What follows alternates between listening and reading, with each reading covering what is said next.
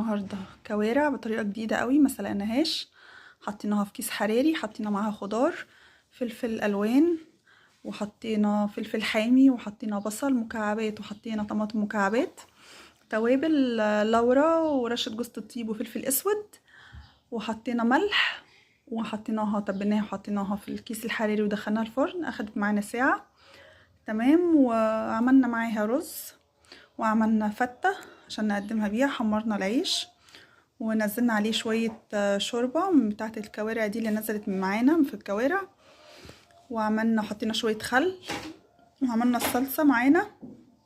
حطينا شوية زيت على النار، وحطينا فيهم شوية توم مفرومين، ونزلنا بالصلصة. بعد كده نزلنا خفيناهم بشوية خل وشوية برضو من الصوص اللي نازل ده بتاع الكوارع، وقدمناها زي ما انتم شايفين كده مع رز ابيض. بجد روعة روعة روعة.